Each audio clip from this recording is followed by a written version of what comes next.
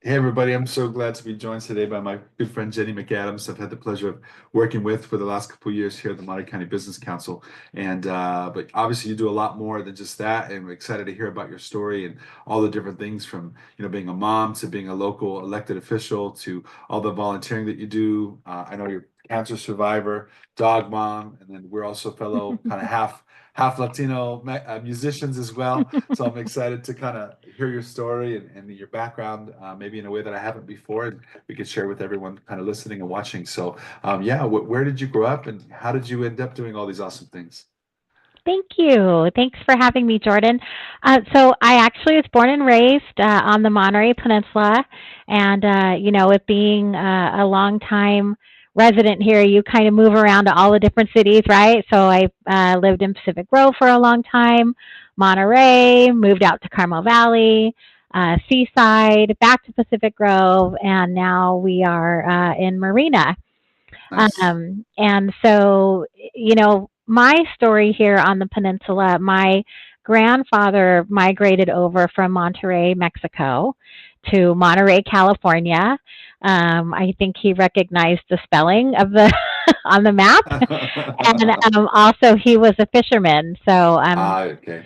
yeah, so his name was Refugio Garcia, and he came over to here looking to fish. And after a lot of hard work and tenacity, he was finally and one of the few Hispanic fishermen to be accepted by the Italians. Oh, wow. And it took him a long time to do that. My grandmother canned sardines, so they established their family up on Belden Street, and the bell would ring, and she would walk down with her bouffant hair and her cigarette, Wow. 3 in the Wow. morning, and canned sardines Wow. when the boats would come in. So So your grandparents lived those Steinbeck novels. yes, absolutely. Yes, they did. They had 5 kids and belonged to St. Angela's Church. All the kids went to San Carlos school, Catholic school, raised a very traditional family, and then here I am. So, That's awesome. and I actually don't have any siblings, Oh, wow. which is rare to come from a large Hispanic family. Yeah, yeah, So I feel very grateful to grow up with 5 aunts and uncles and lots of cousins. yeah. Um, and my mom was a single mom, and she worked her way through working full time during the day and going to UC Santa Cruz at night. Oh, wow. And this is before internet classes, so she would drive, Right. she would Oh, commute. wow. So I was really a latchkey kid. I know Yeah. we've sort of talked in the office and had those conversations, as were you. That was Yeah. it. We were Yeah. latchkey kids growing up on cup of noodles and top ramen, and Yep. or getting a meal at a friend's house. Right. And I really commend my mom, because that's where I think I see my or that's where I get my community service and my work ethic from. My mom had it really hard, and I didn't know that because Mm, she never complained. right. She never um, you know bitched and moaned. She put her Yeah. head down and she worked hard. Sorry. Yeah. No worries. Um, People that don't know about latchkey kids, basically what it meant was, I would say, I don't know, maybe in the 80s and the 90s when, because before usually like one parent working was enough to support a family. But I want to say maybe in the 80s and 90s, that kind of shifted a little bit. And so with both parents are working, usually kids are getting out of school early, and kids would have their house key around their neck, and they would hang out after school, and they'd get, some kind of a free lunch and do their homework and hang out after school till someone could pick them up, or they would just walk home or take the bus or whatever. That's why I think it's times are different, but at the same time, it's weird. Like I tease my friends that are older that have kids in high school that are like worried about their kids, in junior high or high school having a babysitter, and I'm like, right. guys, What are you Right. talking about? I was like running the house at like 10, you know. I was taking care of kids at like 10, That's which right. is Or like not my funny. kids, I mean, I'm really Yeah, very much their chauffeur, or now there's like yeah, Uber family, or, like yeah, door dashing them snack or what. I'm like, yeah, oh my yeah. goodness, like that is not how the world, Yeah, we used to we used be. to make the after school snack. Well, my grandpa would make it until I learned how to make it for myself, which was just tortilla with butter. That was the one that really got the job done during the Right. week. So when you made that transition um from school, from growing up, in this area, what a great legacy that your grandparents brought. And it's funny when you travel and people say that, depending on where you're from or where you are in the world, they'll is it Monterrey or is it Monterey? Yeah. Like it depends on. Right. So both are awesome. I've not been to the one in Mexico yet, but I can't wait to visit. I have some family and friends kind of in that area. But when great childhood here in the peninsula, great area to grow up. As you kind of got into young adulthood, what were some of the things that you were pursuing? So I was a really young mom with my first kid. I was a mom at 19 years old, Okay. and pretty much around 16, I was working hospitality jobs anyways during high Okay. school. And And where'd you go to high school? Pacific Grove, PG High. Oh, okay. Okay. Yeah, and so I just sort of Breakers. continued. Yeah. Yep, that's right. Yeah. I just sort of continued with hospitality. I mean, because that was a way Yeah. to make some really good money, right? Yeah. And I was able to be home with my daughter during the day and work nights and make good money. Um, and then a little bit down the line, I actually ended up one of my customers who I bartended for was in the stock market and needed somebody to help him with entering trades, doing some like just really basic database and office work, and offered me the position. And that's really where I learned and acquired a lot of my business skills. Very cool. Yeah, so he gave me an incredible opportunity and exposed me to the financial markets and to um, learn a lot about business where I'm sure, yeah, you could probably go to college and learn some stuff, but like um, short selling, bankruptcy companies, Yeah. how to research quarterly reports, doing like arbitrage. I mean, just like some Yeah. pretty crazy stuff. Um, I picked up on it and learned it um and really that was sort of where I realized that I am skilled. I do have skills and started believing in myself as far as like being competent and being smart. Yeah. Um and also it's where I learned my people skills too.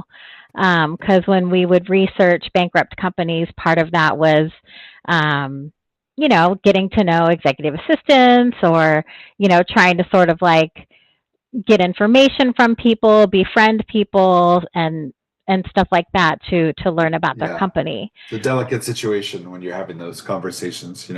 I do the Yes. same like in real estate. It's tough sometimes to you have to have Yes, hard conversations with people. Yes. that's right. That's exactly right. Especially the employees who are potentially, not Right. going to be having a job soon. So, Right. um, and then just so sort of from there, like I was reading a lot of financial reports, and that's where where I learned how to read financials and budgets, and where I have that curiosity, and I actually Yeah. enjoy those those types of documents. Where some Yeah. people, I think, it's overwhelming and they're Yeah. very boring. Well, Um, they tell a story, right? It's the yes, same now that, being in government, you can look at budgets and tell the story about where a municipality's priorities are just based off of their budget. right. That's exactly right. So, Yeah. and during this time, my mom had served on city council in Pacific Grove. Okay. She was also mayor. Um, What? I didn't know that. yeah, she was That's so the first cool. Hispanic woman mayor, only the fifth woman mayor of Pacific Grove, and first Wow. Hispanic anything So in city leadership. that's where you got the inspiration. Okay. Yes. Makes sense. and so that like community service, community leadership, agenda packets, like having people over and Yeah. residents over, conversations with residents, all of that stuff I was exposed to, and it was just sort of like normal for me. Ah, And I saw that and learned that again from my mom. So, that's so cool. yeah. And so it just sort of all, um, the stars just sort of aligned. I mean, so later in life, I'm in Pacific Grove, Yeah. raising my family and seeing a lot of friends that I went to school with, everybody's moving away because we can't afford. I mean, I'm surprised and very grateful and count my blessings every day that we're still here. And as I continue to see people move away, at that time there was a lot of, Airbnb was just coming out. Right. This is before the short-term rental regulation, and so that's sort of when I really got involved with community. Um, and that issue for me was housing, and protecting renters and being a voice for renters. And so I was involved with the Citizens Ballot Initiative, which was Measure M, um, which And what was, time frame was this? I'm sorry. Well, what about what time was this? Like what year? Oh my gosh, 2018 maybe? Okay. Okay. Yeah. Um, I think so, 2018, 2019. Um, and so that's sort of like when I really felt inspired and accomplished to see, how residents can come together and get something done. Because at that time, the council was not supportive of putting in short-term rental regulations.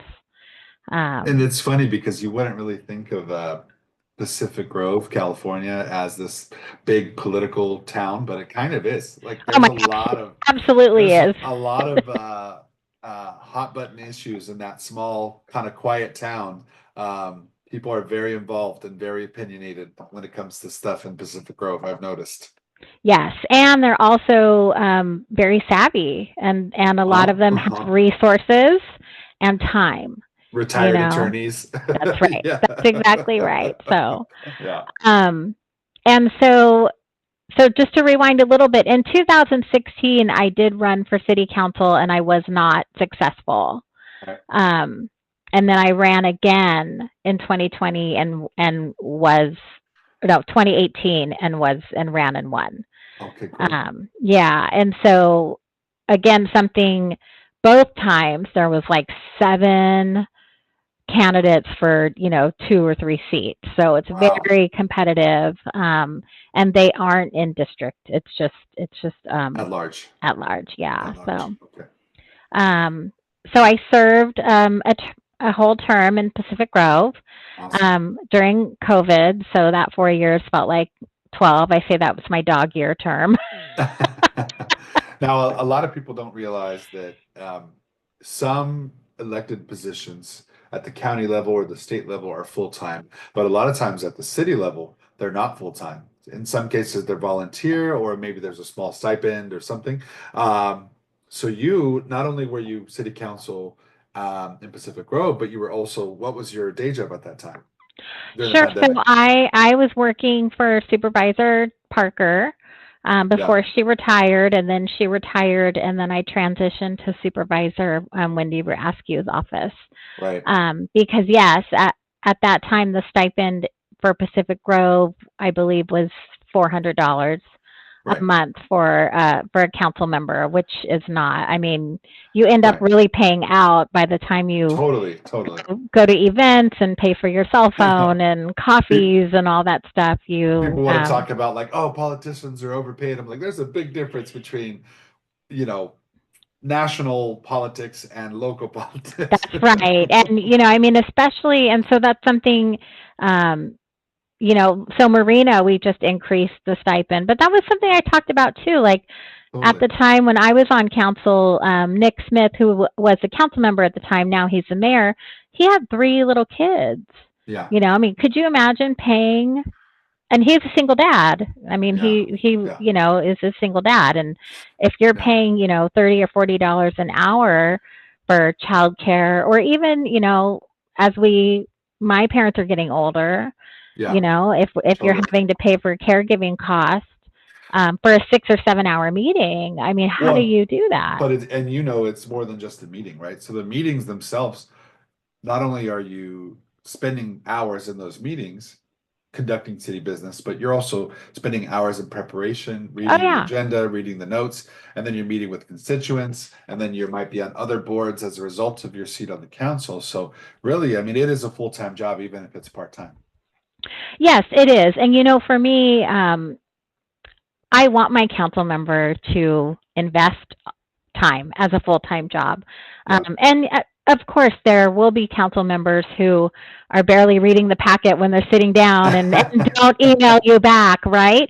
Yeah. Then I really hope that those aren't the ones that the voters choose. So, Right. for me, I am a dedicated council member and Yeah. I give my time. I attend events, meetings.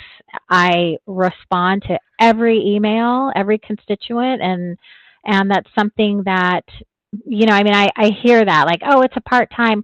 No, I don't. I hope it's not part time. If it is part Right. time, get out of the seat Right. because you're a disservice to your community because it absolutely is full time.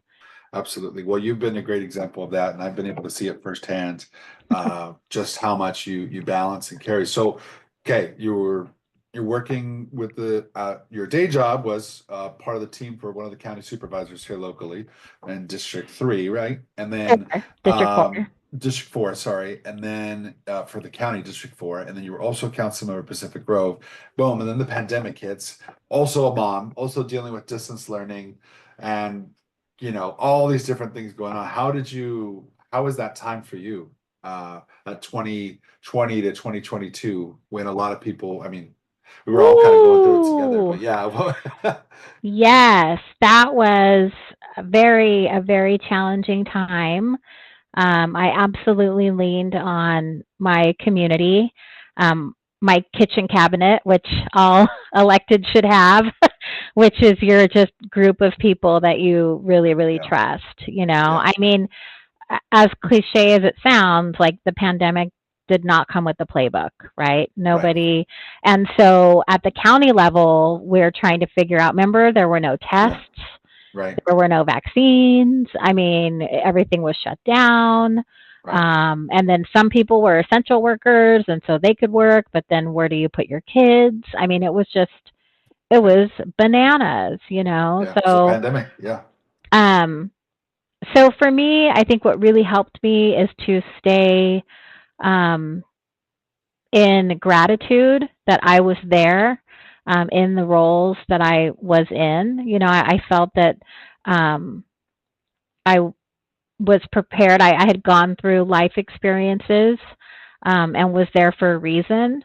And so I felt honored, to be an advocate for parents, to be like, hey, I'm a mom, and, yeah, our internet in Pacific Grove, we have really good internet, is going down 5 times a day. So what's it like for people, in rural communities that don't have, you know what I mean? So to yeah, be able to be a voice and to have, a different perspective, yeah.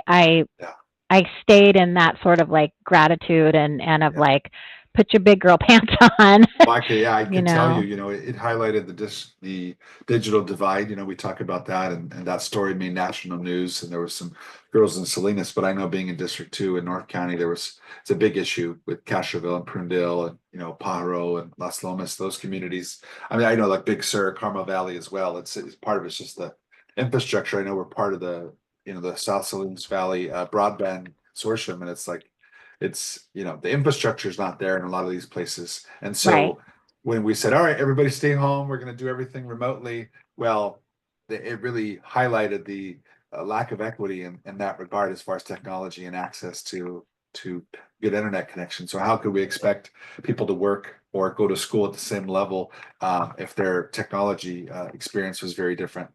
Right. Absolutely. And I also remember at one time there were people from the peninsula driving down to South County to get vaccine, and it's like, no, that's not why the county was allocating it to that. So that was before they were tracking with zip codes and stuff like that. So, Right. I mean, it was really like building the plane as it's taking off, Totally, you totally. know, and it also was um, just a very incredible experience, Yeah, and I again, like I just sort of stayed in that place of gratitude and that place of honor and just like I'm here for a reason, yeah, and that's like the headspace that I stayed in, and it was hard, don't get me wrong, like I'm trying to yeah. keep it all together at home too, Totally, totally.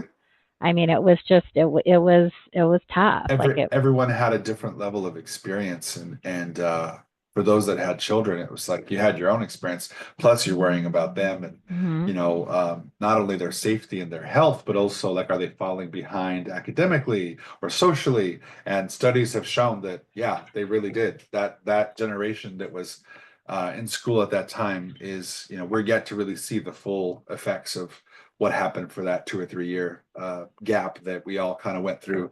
And it's crazy to think that that was 5 years ago. I Um, know, it really is. I mean, it really is. Like, and we've come yeah, a long way, right? And I try to, I remember my takeaways were like, I don't need to have that full packed, crazy calendar. We yeah, don't need to be doing all the things on the weekend. Like, to right. have that simple time, or remember everyone was like baking bread and we had a garden, and like those Let's things. starting a garden, learning old school skills. Yeah, Totally, but that was great, like just being being simple, like going back to that sort of real simplicity. And so that was a yeah. key takeaway. On one hand, it was an opportunity to, get back to some of those hobbies and skills and just kind of stay at home. But then obviously also for others, they couldn't afford to do that, right? Or That's right. so they had to risk their health to just put food on the table, or maybe because of their documentation status, they weren't able to get um, unemployment, even though they've been contributing to it for years. And so there's all these different things that were, exacerbated by the pandemic, which we're still kind of unraveling and figuring out and hopefully making improvements on. So you got through that period, and then you kind of made a transition career wise and joined the Monterey County Business Council and also moved to Marina, correct? Kind of all around the same time? Yeah, so my obviously my term was wrapping up, and my oldest son Tanner was graduating high school, PG High, and it was a reason sort of why we were waiting, hanging out in Pacific Grove. And my dad and stepmom have been in Marina for the last 25 years. And, we had been going over there on the weekends to do stuff. We love the movie theater there. Then they have the pump track and the best farmers market, I think, in the Yeah, area. yeah, yeah. Um, and we found a great house to rent, and it just sort of all worked out. So Nice. we moved, and I was very resolved to serve on some boards. I lined myself up on Palenque Arts. Um, Shout out to them. Love that organization. Love them. Yes, love them. Been on their board for several years now, and and and then the opportunity for the appointment on city council came up, and Christina Medina Dirksen, who is also a friend of mine, She's was awesome. Yeah. yes, she was uh, in the seat that I currently am serving in, and she got a great opportunity in her life and left her seat, and I applied and got the unanimous appointment. And I was So that was about what, halfway through her second term? no, there was only about a year left. Okay, okay. Yeah, it was a quick one, and then that was part of it too. It's like, I even though I was very much resolved to not be in public office anymore, I went, I can easily be in the seat, serve, do a great job, and keep the momentum going. Like Marina, it does so many exciting things, has great momentum, has a great council, a hardworking council. So I was like, I can easily fit in. Um, and then, decide, do I want to continue to serve? And if not, I can just plug in Yeah. What a and great way to like kind of try it out. And totally, that's, yeah, totally. And either way, if I wasn't going to run, then I thought, I could definitely lift up and support and mentor, the person who would be yeah. running and filling in that seat, because it's not an easy learning curve. No, It's difficult. It's a lot. it is a Um, lot. So at what point did you decide, okay, I'm actually going to run for a full term? um, when I got in there and realized all the things that Yeah, Marina's doing, Pacific Grove was very different. Like, we didn't yeah, build anything. There was always people appealing any tiny little project, like a little right. triplex. Like, people would appeal and Right. put the kibosh on any tiny They're little project. both towns are in different phases of their life cycle, Yes, right? yes. Yeah. Based on Marina, demographics, location, all the all of different, that. Yes, yeah, Marina is very family orientated, yeah, very yeah. diverse, very supportive to the community. Right. In the Um, middle of everything, in the in middle of the the valley, the middle, peninsula. Yeah, yes, yeah, and so um, for me, when I realized what an impact I could have on this amazing, beautiful community, I was like, yes, absolutely, I want to serve this community, and I want to do right by this beautiful community. So it was pretty quick. It was probably within 3 to 4 months. Um, and then, once getting to know all of the projects, and I mean, it's complicated. Marina has a lot going on, yes, especially with regards to water, right. all the development agreements. Well, people don't Um, realize with Marina, just historically and geographically, it's like a jurisdictional mess, right? Because for a long yeah. time, the federal government had, the presence of the military base, and now it's the state level with the college, and Seaside and Marina kind of always fought over the boundaries, Mhm. and then all of a sudden you got this explosion in development post, Fort Ord, and so it's been interesting. But you're also like in a sensitive, ecological area next to the ocean. It's like all Mhm. these different agendas competing for the same few square miles, so it's Yes. super important who is in those positions making those decisions that balance all those concerns.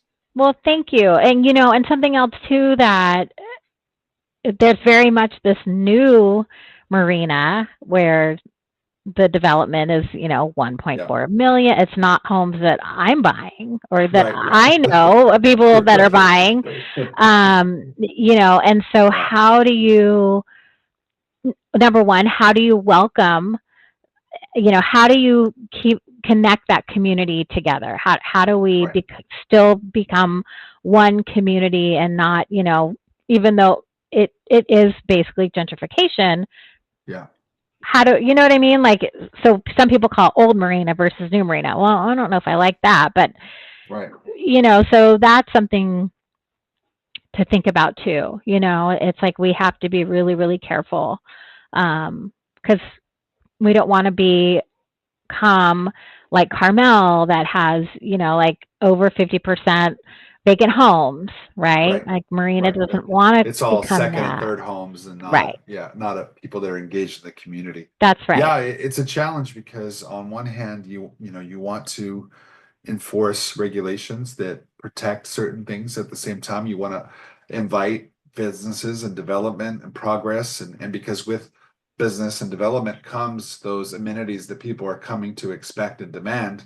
And it's like if it stays small and rural, then you're not going to get the good internet or the good restaurants or the transportation that you need or Right. whatever it is. So as an elected locally, you have to balance all those things of protecting the environment, protecting the community, but also allowing for smart growth. And it's not an easy job. And no matter what decision you make, someone's always going to be upset. Oh, or half of so, the so people. it's Yeah, about absolutely. 50-50 on any decision. And so you have to have thick skin. Um, and maybe all the different things you've been through in your life, from your family heritage to, being a young mom, all the different things you've done to grind to get to this point that have helped make you who you, not only who you are as a person, but also as a leader, because it's not so simple. And that's why I get so upset when people want to complain at a council meeting or complain on social media. And it's like, okay, cool, but what are you doing to get involved, right? Right. It's like, what are you doing to make it better? Instead of just like bitching and moaning all the time, like, are you actually like, either get out there and you run for office, or get involved and get your hands dirty and work alongside those people so that it's not, I don't know. We can go on and on about that forever, but Yes, absolutely. And I mean, it is really important. I mean, I appreciate, of course, the chatter, or I look on Nextdoor and I look on social media because that's where I mean, I will like that's where it people. really goes down on next door. Yeah, right. Yeah, no, like people post a picture of something that needs Yeah, repair, or totally. whatever. Great. Yeah, That. yeah, Yes, I definitely do see that, and appreciate that. But you are right. Like it takes the same amount of effort to you know complain. It's like, well, you could also email the council. totally. I know, like, providing public comment sometimes is difficult because you have to wait Sure, and it's sure. late at night or whatever. But send us an email. I mean, Right. I tell everyone, like, I'm basically your customer service. Like, Yeah, yeah. I'm the resident customer service. I'm here to serve. No, no local government is perfect, right? Everyone has issues, whether it's budgetary or personnel, or they're making decisions with limited information, or uh, uh, conflicting interest at the table at all times, always having to kind of like figure that Rubik's Cube out, right? But like even with Castroville, there's this like mentality sometimes the town I grew up in next to Marina of like, oh, we don't get anything and nothing ever comes to Castroville, and people don't understand the difference because they can sometimes compare it to Marina. It's like that's a city, and that they have a lot more resources than we're a little Right. town, right? But there's always that like envy of like, well, how come they can have that and we can't have it? Well, it's a whole different conversation. But I will say Caltrans and the county have been doing a lot of work this year, and some of it's long overdue, but yeah, as you know, government can move slow. But I always tell people, hey, if you're going to be talking trash on social media, why don't you also give a shout out when you do see government working? And it's when government's working that you don't notice it, right? Right. Well, It's of course. when it's not working that you see, oh, all the problems. And a lot of people take out their frustrations with the federal or state government on local electeds because you're the only ones that will answer. That's right. Yeah. So I'm not sure, we don't have to go too deep into it. And I know it's part of your journey and story, but in the midst of all of this in the last few years, you also had kind of a health experience, and you were sharing that story with a lot of folks. So just for those that might be going through it themselves, or whatever you're willing to share about that part of your story as well. Sure. So I went for my annual mammogram, and their breast cancer runs in our family. And unfortunately, they saw something at my appointment and said, we can do a biopsy right now if you'd like. And I went, oh, okay, yeah, okay. Um, and I did have cancer, was caught very, very early, so I feel grateful for that. Um, and so I was able to be treated with surgery. So I chose to have a mastectomy, which is not for everybody, right? Like, that's something that I really learned. You know, it's so easy to judge people, or like if they're going through a health thing, whatever it is, to be Yeah. like, oh, well, how come you didn't do this, or drink a Yeah. smoothie, or you shouldn't eat this, or what? It's like, you know what? Yeah. Until it happens to you, Right. and until, like, you're thinking about it, and Yeah. hearing all of the options and the possibility of reoccurrence, and all of that, Yeah. like, is when it, I just, for me, I took a very aggressive route, but I also, and it was a risk, but for me, it was worth it because it was more in my favor to not have to have chemo and radiation. And I know women who have had both of those and have been very impacted for many years after that. Um, you My know, mom, unfortunately, she passed of pancreatic cancer, and so we went on that journey with her through chemo and radiation. And I can tell yeah, you, it was really that was what kind of uh, it felt like it was the chemo that killed her, not even the yeah, cancer. Even though yeah. that's why, obviously, you get the chemo is for the cancer, but in some ways, sometimes the medicine is almost worse than Hmm. the ailment. And but like you said, that's a very personal decision that people have to go through. Yeah, and And so, also for me, like I have already had my children and I've already breastfed my children. So, right, right, you know, I of course, if I was younger and hadn't had kids, I maybe would have made a different choice. yeah. So it's very personal, and Meanwhile, you're dealing with that, and you're sitting on city council.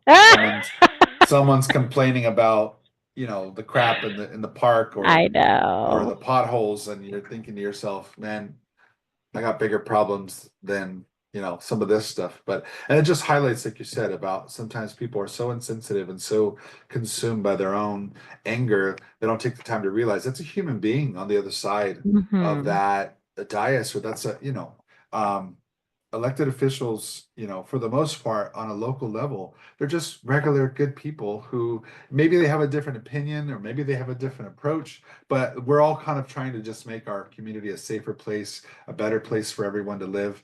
Maybe we disagree on how to get there, but you also don't know what people are dealing with. Like with you still came to work every day, you still served on the council, and here you are, you're dealing with this very serious thing that um, hopefully people don't have to, but until you go through it, you don't know what it's like. And nowadays, almost, I don't know what the exact statistics are, but there's a good chance that, most of the people listening to this are going to face some kind of a health concern at that scale within their lifetime or a loved one. Yeah, no, absolutely. And I think for me, I recognize that I am in the public eye, and Yeah, so I was willing to be vocal about my cancer journey, yeah, and also because I'm so young, yeah, and the importance of um, getting a mammogram, the importance of being um, proactive for our health. I know we've talked about that before, right? Like yeah, go to yeah, the doctor, go to the doctor, get your checkup. Like it's so important. Um, so I mean, I didn't mind sharing that.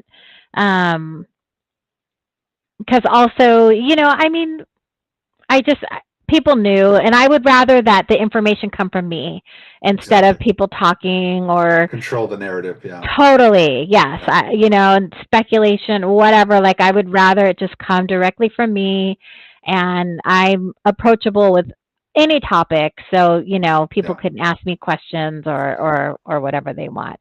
Well, And I hope that someone listening is inspired by that and says, "Hey, you know what? Just just to be careful, I'm going to go ahead and get checked out. Whether you're, you know, whatever gender you are listening to this, yes, take absolutely. the time to get checked out, make sure everything's in good order. And I've had clients apply for life insurance and find something they didn't know that they had, and it saved their life. Yeah. So Yep. it's important. It's important. Sorry, you were going to say something. I forgot. Sorry. Oh, I just, about electeds, being people. Yes, like when we receive, I mean, especially now, obviously, with the political climate, Yeah, um, we're receiving some unkind words and yeah, emails and yeah, I'm somebody's mom, like yeah. I'm someone's partner. I'm Jordan's coworker. You know what I mean? Like Yep. and so yes, there is part of this position where you have thick skin, like you Yeah. said. Yes. Yeah. However, I'm still a human and I still deserve, respect and to be treated with dignity and Yeah. and I can have a hard conversation. You don't Yeah. have to call me names or come at me. We can have our Right. differences and we can have a difficult conversation, Yeah. Um, Yeah.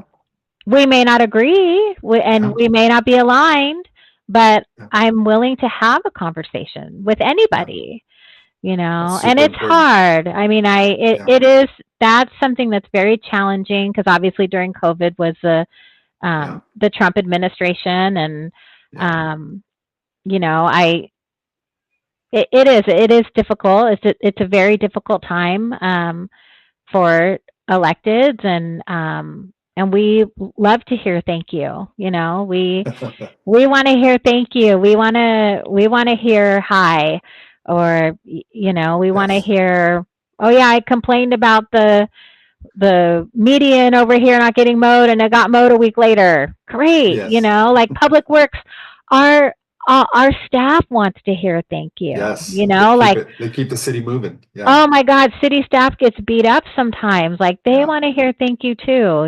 Like they're working Absolutely. hard for our Absolutely. residents. Well, you have quite an inspiring story and journey, and anyone who needs an example of balancing family and career and politics and all the things. I mean, you're just such a great example of that, and not only that, overcoming your health journey, and thank you so much for sharing your time and sharing your story with us. Where can people find you, and kind of what are you passionate about right now? Like, what are you up to next, and where can people find you? So I'm on Facebook and Instagram. And then I do have a website, jennifermarina.com. I try to be pretty active on social media. I'm always out and about in the community. Yep, you Um, are. every Sunday, I'm at the farmer's market.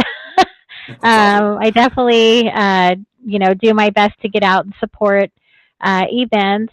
As far as, what I'm really passionate about right now, and I'm so grateful the city of Marina is just on board 100%, is with ramping up our parks and recreation programming. And we're making huge investments, um, not just for the brand new parts of Marina that are getting really nice parks with the developments, which are part of the agreements, but Right. we're investing millions of dollars in our current parks and Awesome. revamping them. And this is including dog parks, pickleball, Nice. bathrooms. We have porta potties at a lot of our parks, so we're getting permanent restrooms with changing stations. So just um, important legacy work Yes. is really important to me. Things that the And community can really enjoy, and it shows that yes, you're thoughtful in your approach to development and holding those businesses accountable to make sure that whatever they do not only is environmentally conscious but also gives back to the community where they're developing, right? that's right. Yeah, And that it's resident serving for all of our residents, right? right, Not just the ones that are, over in the dunes or in Sea right. Haven. So Yeah. um, That's great. Well, I think you're doing about as good a job as anyone can do, considering all the different challenges going on. And I know how hard you work just in your job, let alone all these other projects you're working on. So I'm grateful to know you as a friend and as a colleague, and I'm excited to see what you do next. And thank you so much for taking the time to be with me today. thank you, Jordan. Thank you. Thanks so much. Bye.